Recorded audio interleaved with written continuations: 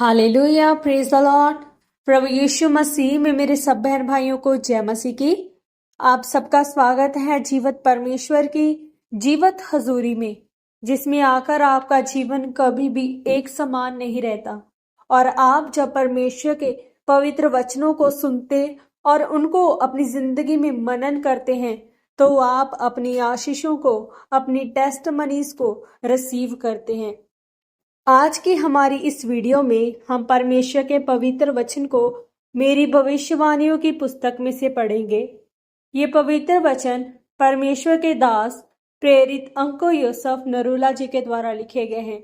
पवित्र बाइबल के गहरे भेदों को इन वचनों में बताया गया है और हमारा ये विश्वास है कि आज का ये पवित्र वचन आपके जीवन में बड़ी आशीष को लेकर आएगा। पूरे विश्वास के साथ इन पवित्र वचनों को पूरा सुने। आज का पवित्र वचन, संत बनने के पीछे का रहस्य। जैसा कि परमेश्वर के पवित्र वचन रोमियो 1 अध्याय उसके 6 और 7 वचन में लिखा है, जिनमें से तुम भी यीशु मसीह के होने के लिए बुलाए गए हो, उन सब के नाम जो रोम में परमेश्वर के प्यारे हैं और पवित्र होने के लिए बुलाए गए हैं। मेरे प्रियो, पवित्र बाइबल बताती है कि परमेश्वर ने हमें पवित्र होने के लिए बुलाया है। इब्रानी भाषा में इसका मतलब है हगियुस, यानी परमेश्वर ने हमें संत होने के लिए बुलाया है। हगियुस शब्द एक ऐसे व्यक्ति के लिए बोला गया है जो दोष रहित है, जो किसी की संपत्ति पर कब्जा नहीं करना चाहता, जो बपतिस्मा लेकर अपने को दूसरों से अलग रखता है, जो अब दुनियावी नहीं है, जो अब परमेश्वर के कामों को करता है। पवित्र बाइबल में लिखा है, परमेश्वर इजरायलियों से ये चाहता था कि वह दुनिया से अलग चले। वह नहीं चाहता था कि उनका राजा हो जैसे अन्य जातियों का राजा था, क्योंकि परमेश्वर ने कहा, मैं तुम्हारा राजा हूँ, मैं तुम्हारा चरवाहा हूँ, मैं तुम्हें भविष्यद्वक्ता दूंगा जो तुम्हारी अगुवाई करेंगे। मेरे प्रियो, जो असली संत है वह दोष रहित है।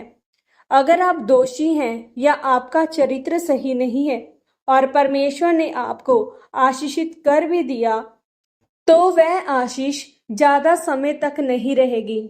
लेकिन अगर आपका चरित्र सही है तो आप जीवन भर आशीषित रहेंगे।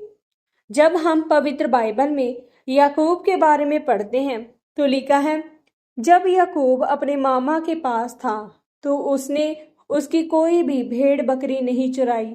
हालांकि उसका मामा उसका धोखा देने की कोशिश करता रहा, परंतु वह धोखा भी याकूब को मजबूर नहीं कर पाया।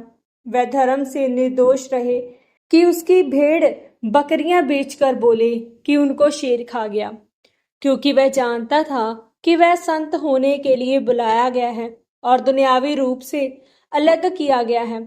भजन संहिता में लिखा है, तूने जो मेरे सिर पर तेल मला है, मेरा कटोरा उमड़ रहा है। क्योंकि जब परमेश्वर आपको शारीरिक रूप से अलग करता है तो वह तेल आपके सिर पर आता है। फिर आप दुनियावी रूप से नहीं चलते, क्योंकि परमेश्वर ने आपको दुनिया से अलग कर दिया है।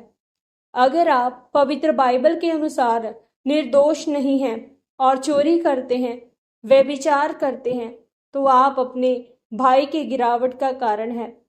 परमेश्वर ने आपका अभिषेक इसलिए किया कि आपका कटोरा, आपका जीवन उमड़ना शुरू हो और आपके पास इतना हो कि आपके पास रखने की जगह ना हो और आप दूसरों को भी दे सके, क्योंकि मसीह में आपके लिए परमेश्वर की यही इच्छा है। आमीन। पवित्र वचनों के अनुसार अंगीकार। सर्वशक्तिमान परमेश्वर, इस वचन के लिए मैं आपका धन्यवाद करती हूँ।